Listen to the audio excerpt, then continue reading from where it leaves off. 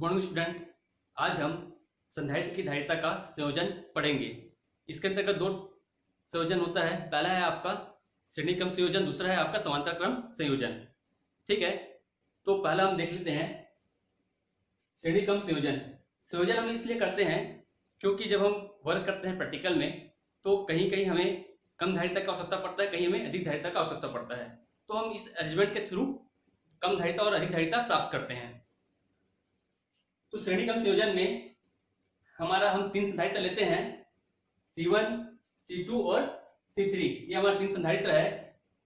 C1 का ये हमारा पहला प्लेट है और ये दूसरा प्लेट है। इसी प्रकार C2 का पहला प्लेट और ये दूसरा प्लेट है। C3 का ये पहला प्लेट और दूसरा प्लेट। तो C1 का दूसरा प्लेट C2 के प्रथम प्लेट से जुड़ा है, वैसे ही C2 का दूसरा प्लेट C2 के C3 के पहले प्लेट से हम संयोजित करते हैं। C1 को Q आवेश देने पर प्रथम प्लेट में हमें धन आवेश प्राप्त होता है, तो आपका दूसरा प्लेट के बाएं तरफ प्रेरण की क्रिया के कारण हमारा ऋण आवेश प्राप्त होता है। उसी प्रकार इसका जब कनेक्शन करते हैं तो हमें C2 के प्रथम प्लेट पर धन आवेश प्राप्त होता है और प्रेरण के कारण C2 के दूसरे प्लेट पर ऋण आवेश प्राप्त होता है। C2 का दूसरा प्लेट को हम C3 के प्रथम प्लेट से संयोजित करते हैं और इसी क्रम में हम जो आपका C3 का ये सेकंड प्लेट है इसे हम क्या करते हैं, भूमिकृत करते हैं, मतलब पृथ्वीकृत करते हैं। तो हम यहां लिख सकते हैं, माना C1, C2, C3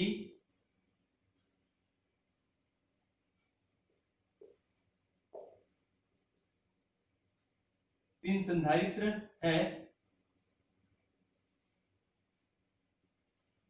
जिसका विभवांतर क्रमशः V1, V2 और V3 है। तो कुल श्रेणी क्रम संयोजन का कुल विभवांतर होगा आपका V equal to V1 plus V2 plus V3। C1 पर संधारित्र विभवांतर आपका V1 है, संधारित्र C2 पर विभवांतर आपका V2 है और C3 पर आपका V3 है। तो V1 इक्वल टू होगा हमारा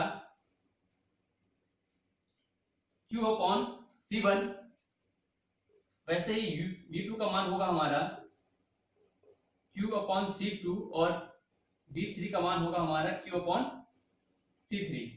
सभी पर संधारित्र पर हमारा आवेश की मात्रा समान है। वैल्यू पुट कर देंगे, V equal to Q upon C1 plus Q upon C2 plus Q upon C3।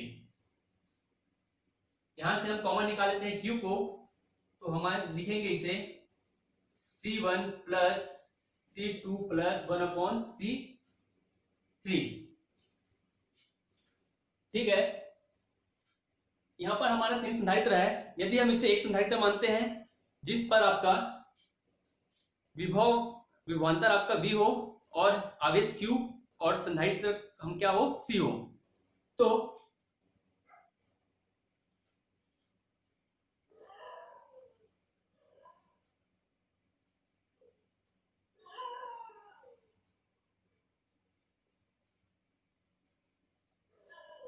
तुल्य धारिता में क्या प्राप्त होगा, C equal to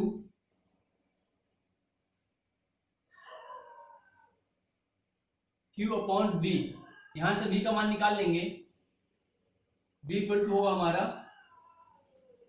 Q upon C। V का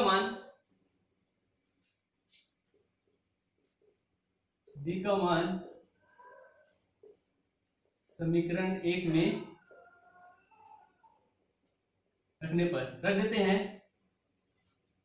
Q upon C equal to Q 1 upon C1 plus 1 upon C2 plus 1 upon C3। Q और Q आपका cut जाएगा, क्या आएगा हमारा 1 upon C equal to 1 upon C1 plus 1 upon C2 plus 1 upon C3। यह आपका श्रेणी क्रम संयोजन के लिए संधारित्र की धारिता के लिए व्यंजक है। इसे हम क्या पढ़ेंगे, संधारित्र की कुल धारिता का व्युत्क्रम प्रत्येक संधारित्र के कुल धारिता के व्युत्क्रम के योगफल के बराबर होता है। यदि n संधारित्र हो जिस पर आपका विभवांतर V और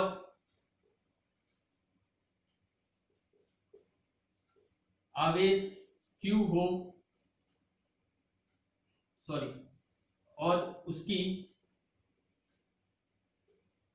धारिता C हो, तो हम क्या लिख सकते हैं, CS हो। ठीक है, हम क्या लिख सकते हैं, 1/CS equal to 1/C 1/C plus 1/C। और संधारित्र कितना है आपका, n है, तो हम इसे n लिखेंगे। यदि n संधारित्र हो जिस पर विभवांतर V और उसका तुल्य धारिता, उसकी धारिता आपका C और तुल्य धारिता हमारा CS हो, तो इसे हम लिख सकते हैं CS इक्वल टू 1/C और n हमारा क्या हो जाएगा, इसे हम ऊपर लिखेंगे। ये हमारा व्यंजक हुआ n संधारित्र के लिए, जो कि श्रेणी क्रम में संयोजित है।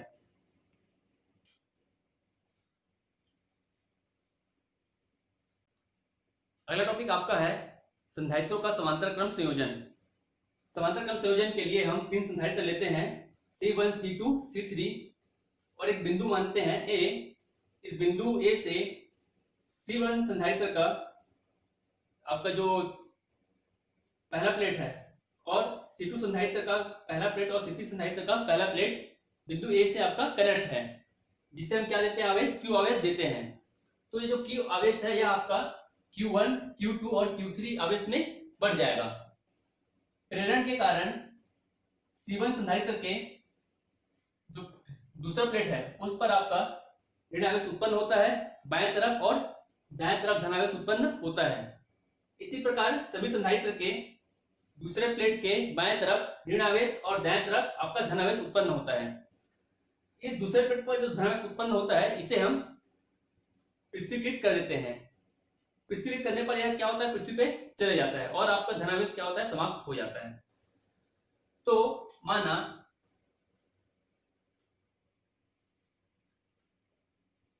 तीन संधारित्र C1 C2 और आपका C3 है, जिस पर आवेश Q1 Q2 और Q3 है। ठीक है, C1 संधारित्र के पहले प्लेट को हम धनावेश देते हैं और दूसरे प्लेट पर हमारा ऋणावेश रहता है, तो हम लिख सकते हैं कुल तीनों संधारित्र पर कुल आवेश कितना है हमारा, equal to Q equal to Q1 plus Q2 plus Q3। यहां Q1 इक्वल टू आपका है C1V, Q2 का मान होगा हमारा C2V और Q3 का मान होगा हमारा C3V। मान रखने पर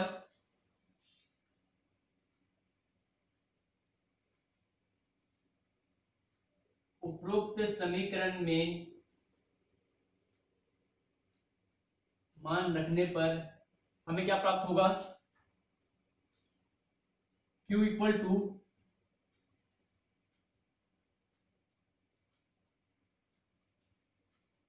C1V प्लस C2V प्लस आपका C3V। इस संधारित्र का तुल्य धारिता अगर C हो, इस संयोजन की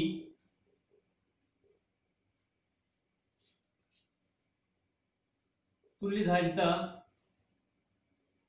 हम मानते हैं C equal to Q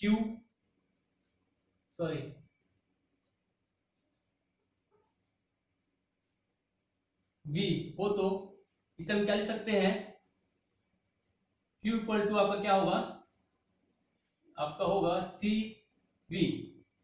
Q का मान रखने पर Q का मान समीकरण 1 में रखने पर क्या प्राप्त होगा हमें, CV equal to C1V plus C2V plus C3V। V common निकाल देते हैं, V equal to C1 plus C2 plus C3। ये हमारा V और V कट जाएगा, तो हमारा C क्या प्राप्त हुआ, C1 plus C2 plus C3।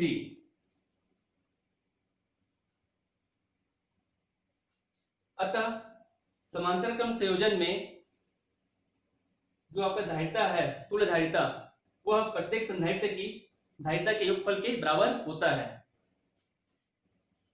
n संधारित्रों की धारिता C और आपका जो